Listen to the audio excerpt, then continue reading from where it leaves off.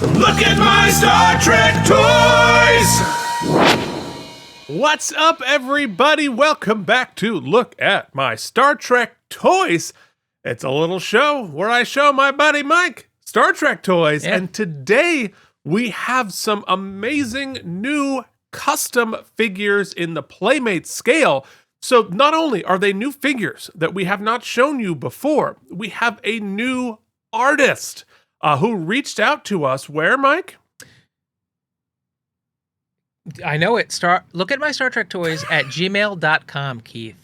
Wow, boy, did I just throw you a curveball, remembering our email. This is our friend Justine, who has sent us an amazing assortment of figures that we're going to show you. We're going to get all into it. But first, I'm going to do my daily check-in. Mike, how you doing, buddy? I'm doing great, Keith. It almost feels like just 20 minutes ago we were filming Look at My Star Trek Toys. Yeah. But a whole week has gone by, it turns out. So, I'm feeling amazing. Real good, yeah. I mean, time is relative. So much better this week. What a better week we're having. I'm so glad to hear that. The last 20 minutes have been really, really great. So it's really fun. We love it when you reach out to us, new amazing artists from all over the world. Come and show us their work that they have created. Where's Justine beaming in from? I don't know, but I believe Germany. Sweet. But I don't know for sure. So Justine, please come in and correct. But that's wonderful. Coming all the way from Europe, we have people coming from Scotland and other people from Germany. Very excited to have you and to show all of your amazing stuff. So what do you say? We've got some great ones that you're going to love, starting with our number one figure. It's one of the best baddies in Star Trek history, Kai Winn, here adapted from the Playmates line. So we can see on the video to our left here, which we'll just leave on a loop so you can watch this as we talk through all of these pictures, how Justine created this incredible figure in the incredible level of detail and paint and sculpt and adaptation to create this incredible figure, which is really, really remarkable. Not the least of which we have a custom Cisco there and an orb, but look at the level of detail and artistry that it took to create this Kai Winn.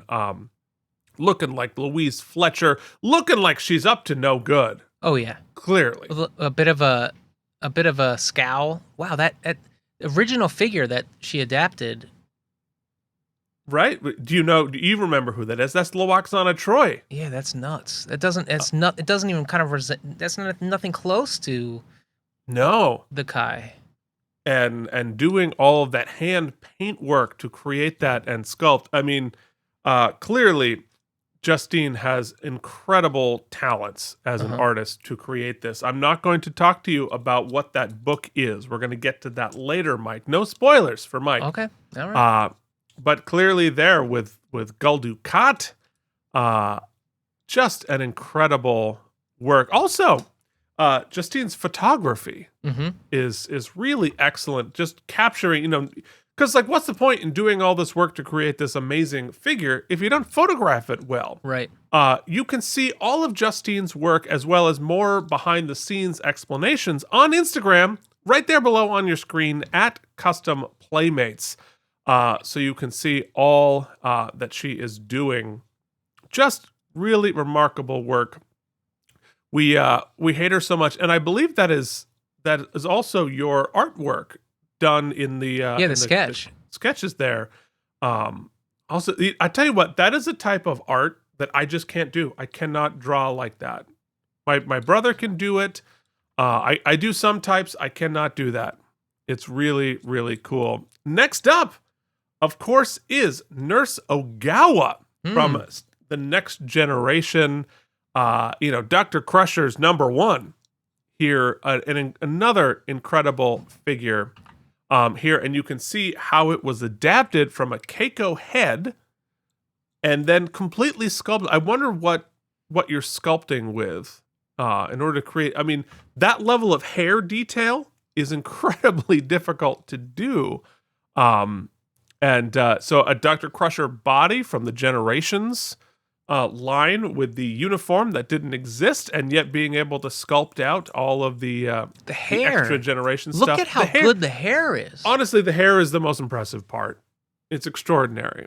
I mean, it's all extraordinary, but that gives it just that element of tangibility, of that you would assume that was a production line figure. Of course, all of these, and Wow. and such a great character that really should have gotten a really should have gotten a figure from Playmates. If you're a fan of the podcast Star Trek: The Next Conversation, the Matt Myra and Andrew Secunda podcast, there was a running gag on that show about hoping she would get over 5 lines and thus be paid as and not be paid as an under 5, the character. Wow. But look at that hair! Wow. I can't imagine how long that, just to get all that detail, how long it took.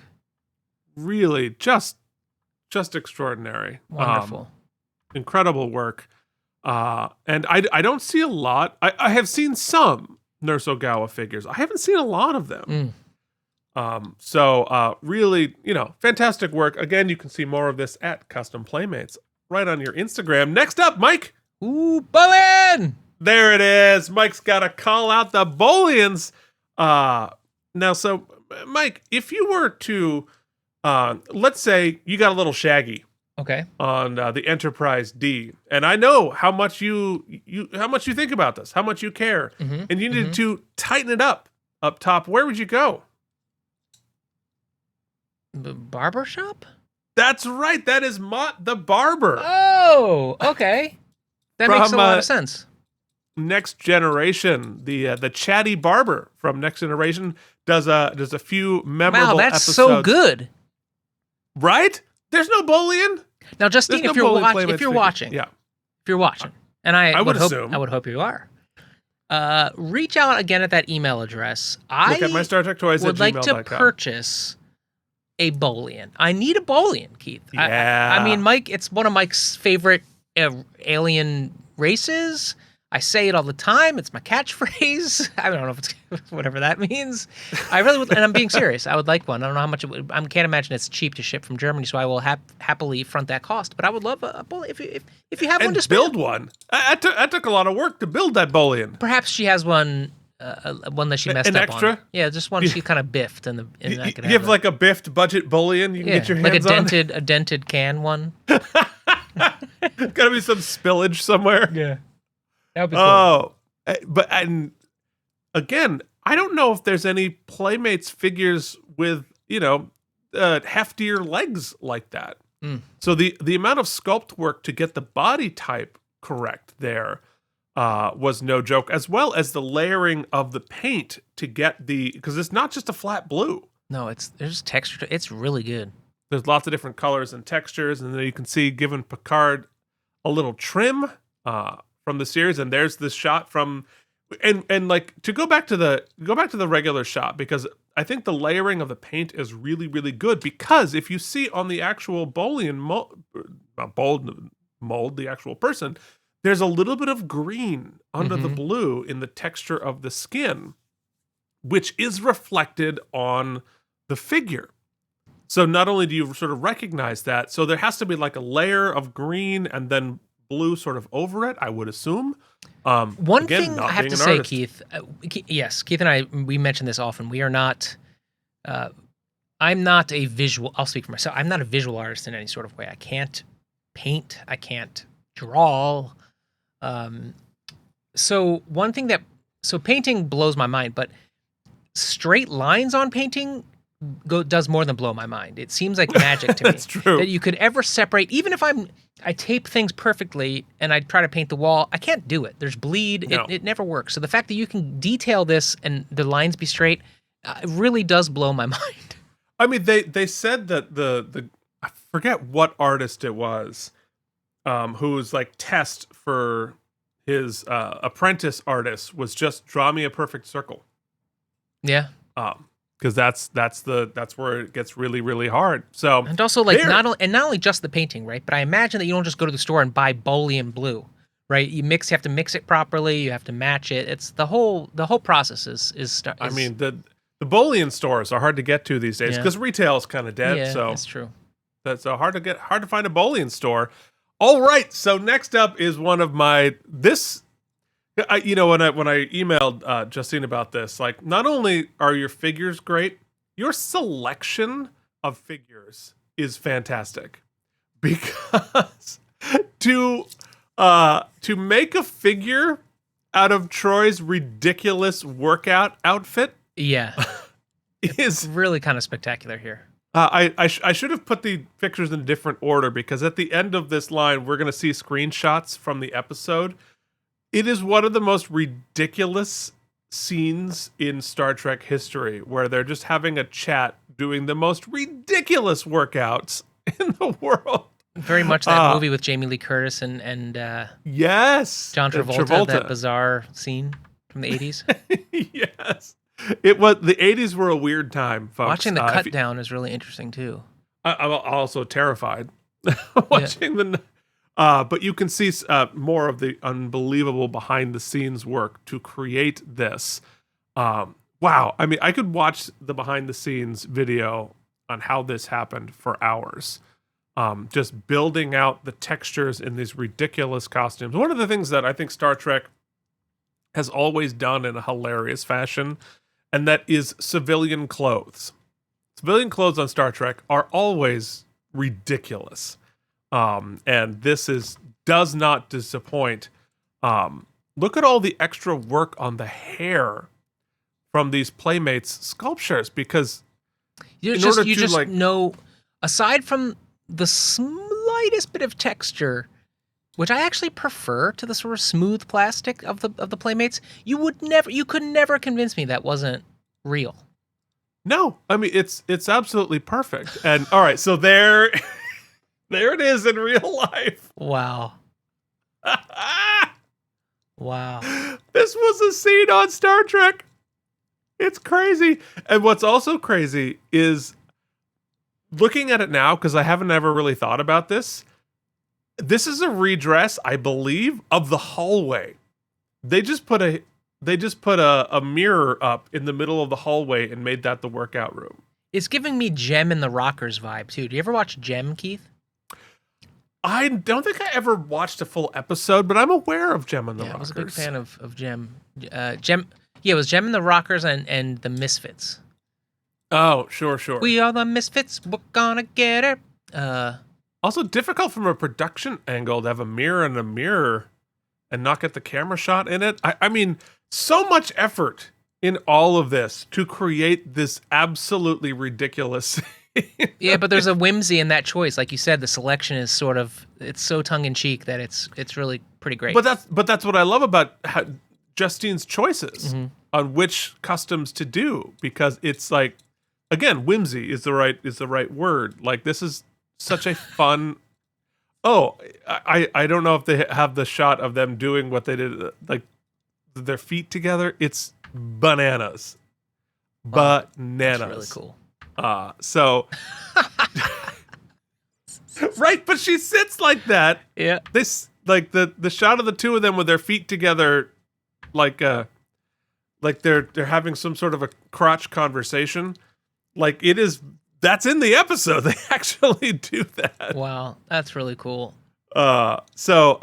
Anyway, there's more coming from Justine at some point, but I wanted to just show some of these out there as inspiration for other customizers who can really get a sense of just how cool some of the work is being done all over the world. It's never ceases to amaze the talent and dedication that it takes. So everybody out there, pull up your Instagram, give at Custom Playmates a follow, and they can join, and Justine can join the pantheon of unbelievable customizers that we have become friends with here on our little show here. And it's been the best part of having those the of you show. who I have to say, we've talked about this before, Keith. I like when we do some scoops, even though we don't get any scooped information, but of new figures coming out. But there's something about the custom shows that just brings such glee to me. And those who do send us your custom stuff, Keith can't get to all of them right away. I know we have a backlog, but it takes a long time. Yeah, it takes a long time. I apologize in advance. But it does make it more fun when you send some shots like this, your process, because it is the process. The end result is very cool, but the process fascinates us because we are not inclined in that nature. Yeah, for sure. So, so Look at my... Oh, okay. Very sorry. Oh God! Oh, I already did. I looked at the toys already. I'm sorry. You already looked at? Yeah, there it is. So once again, thank you, Justine. If you would like to join our community, you can do so at patreon.com/K&M. Spell out that and. Helpful. Reach out to us. Comment below. You can, just join our little community. And if you're already here, welcome back. Welcome back. Glad to have you. Totally. Glad to be chatting with you. If you're not already watching, hop over to our Deep Space Nine show. Keith and Mike watch Deep Space Nine. Getting good. We are right in the We're in the shoot. Yeah, we're in the center. shoot of the end of season 7, right? The last. Well, we got season 6. We got like just about 2 months left if you watch every week. Of season 6, and then season 6, and then just 7. And then we're gonna be. Can you believe we're like nearing the end of Deep Space Nine? I know. But don't cry. I know. Don't cry. We've got plenty else planned, so don't worry. Oh yeah. Well, we'll cry. We'll cry on your behalf. We Don't do. You worry. We tend to cry at the end of each little podcast thing we do. Will do. So anyway, thank you everybody so much for watching. And currently, I might cry soon this afternoon. It's early. Right now, this is March 2025 in the States. We do a lot of crying. So on that wonderful note, we'll see you back next time with another episode of Look at my Star Trek toys! Whoosh.